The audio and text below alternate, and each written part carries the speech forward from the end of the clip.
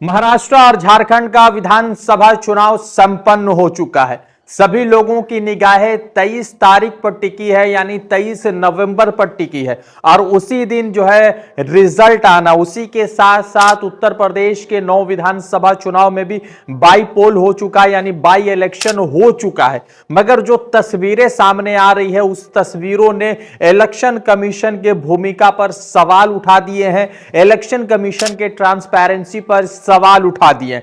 कल उत्तर प्रदेश के 9 विधानसभा में बाई इलेक्शन हो रहे थे और उस 9 विधानसभा में खास करके इब्राहिमपुर, मीरापुर, सीसामाऊ, इन तमाम जगहों पर जिस तरह से हुड़दंगी देखने को मिली और स्टेट मशीनरी ने जिस तरह से अपने पावर का दुरुपयोग किया, उसने कई सारे सवाल खड़े कर दिए। आपको बता दें कि मीरापुर विधानसभा में जिस तरह से एसएचओ ने एक मुस्लिम महिला के तरफ बंदूक तान दी है, तो दूसरी तरफ सीसामाऊ में पुलिस ऑफिसर ने मुस्लिम महिलाओं के नकाब चेक किए, उसके साथ ही साथ जो है उनके जो वोटर आईडी कार्ड होते हैं वो चेक किए। दूसरी तरफ जो है मुंबई सेंट्रल में कल एक खबर आती है जहां पर कांग्रेस के प्रत्याशी बंटी बाबा शेलके के ने ये इल्जाम लगाया और उनका एक वीडियो वायरल हुआ जहां पर इलेक्शन कमीशन के लोग भाजपा का प्रचार विधानसभा के चुनाव के दिन पोलिंग स्टेशन के अंदर कर रहे थे।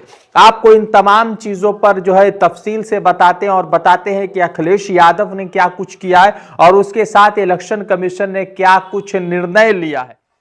सबसे पहले समझिए कि कल उत्तर प्रदेश में 9 विधानसभा चुनाव के लिए बाई इलेक्शन हो रहे थे और इस 9 विधानसभा चुनाव में कई सारे महत्वपूर्ण सीट थे और उन महत्वपूर्ण सीट में कुछ सीटों पर इस तरह से जो है हुड़दंगी देखने को मिली एसएचओ के तरफ से और उसके साथ ही साथ मीरापुर में जिस तरह से एसएचओ ने बंदूक दिखाया और वोट डालने आ रही महिलाओं को रोका। उसके साथ सीसामाऊ जो कानपुर का एक विधानसभा है, उस विधानसभा में जिस तरह से कल वोटिंग हो रही थी और वोटिंग के दिन मुस्लिम महिलाओं के बुर्का नकाब को चेक किया गया और उस नकाब को चेक करने के साथ ही साथ यह भी माना गया कि इलेक्शन कमीशन के लोग नहीं बल्कि पुलिस ऑफिसर्स के लोग नकाब को चेक कर रहे थे, जिसके बाद कई सारे सवाल इलेक्शन कमीशन पर से उठते हैं, राजीव कुमार पर उठते हैं और कई सारे सवाल उत्तर प्रदेश के योगी सरकार पर उठते। आपको कुछ तस्वीरें दिखाते हैं और बताते हैं कि आखिर क्या कुछ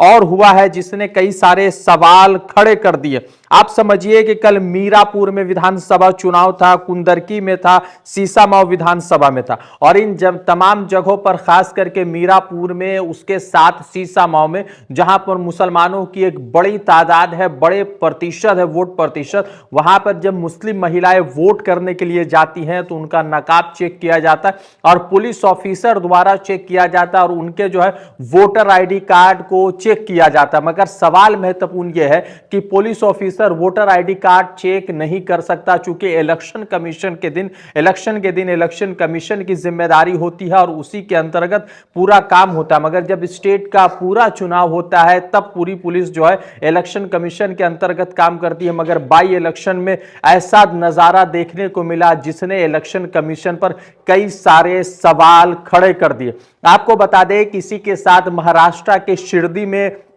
भारतीय जनता पार्टी के सहयोगी के लिए वोट मांगे गए, वहां पर पैसा लेने की बात हुई। उसके बाद आपको मालूम होगा कि महाराष्ट्र में वोटिंग से एक दिन पहले कितनी बड़ी साजिश का पर्दाफाश हुआ और ये साजिश ये थी कि एआई यानी कि आर्टिफिशियल इंटेलिजेंस के जरिए झूठी audio clip Bharatiya Janata party के सेंट्रल पेज पर यानी मेन पेज पर पब्लिश की गई और एआई वीडियो, एआई ऑडियो देखने के बाद आपको ये लग जाएगा कि किस तरह से भारतीय जनता पार्टी ने महाराष्ट्र के चुनाव को पूरे तरीके से प्रभावित करने का कोशिश किया। अमिताभ पाइजे का किया हुआ कल बोला था ना, ऐसे मस्ती मत करो। आपको बता दें कि महाराष्ट्र विधानसभा चुनाव से कुछ ही घंटे पहले जो है एक ऑडियो क्लिप वायरल होता है। उस ऑडियो क्लिप में नाना पटोले जो कांग्रेस के अध्यक्ष है, महाराष्ट्र के सुप्रिया सुले जो एनसीपी शरद पवार गुट के और एनसीपी की शरद पवार की बेटी है, उनके साथ जो है बिटकॉइन पर लेकर आईपीएस ऑफिसर अमिताभ गुप्ता और उसके साथ जो है ऑडिट फर्म के एक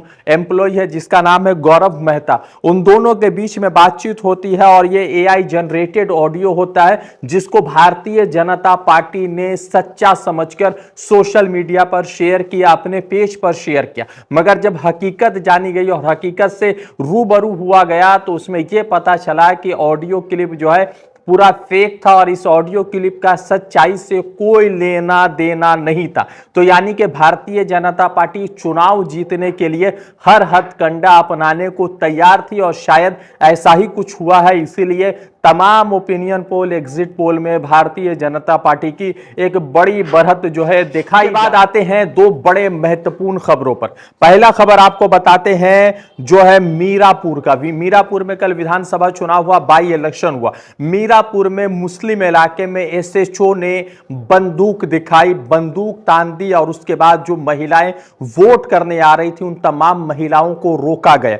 उसमें से एक महिला ने पूछा कि आप बंदूक नहीं दिखा सकते हैं और बंदूक दिखाना आपके अधिकार में नहीं है इलेक्शन के दिन। आपको बता दें कि इस पर अखिलेश यादव ने लिखा कि मीरापुर के ककरौली थाना क्षेत्र के एसएचओ को चुनाव आयोग तुरंत निलंबित किया जाए क्योंकि रिवॉल्वर से धमकाकर वोटरों को वोट डालने से रोक रहे हैं। तो अखिलेश यादव ने ककरौली जो थाना क्षेत्र है उनके एसएचओ को कहा है कि उसको रोका जाए और ना रोकने की सूरत में जो है जिस तरह से उन्होंने वोट डालने से रोका, महिला जो वोट करने आ रही थी उनको रोका गया, ये एक बड़ा सवाल उठता है। उसके साथ आते हैं इब्राहिमपुर में। इब्राहिमपुर में जो लोग वोट डालने, जो महिला जा रही थी उनको रोका जा रहा था, उनका वोटर आईडी कार्ड चेक किया जा रहा था। जिसकी जिम्मेदारी इलेक्शन कमीशन को होती है वो जिम्मेदारी उत्तर प्रदेश की पुलिस कर रही थी और उत्तर प्रदेश के कल के भूमिका पर कई सारे सवाल खड़े हो गए। पुलिस ऑफिसर जो लोगों की सेवाएं करते, जान बचाते, वही कल रिवॉल्वर हाथ में लेकर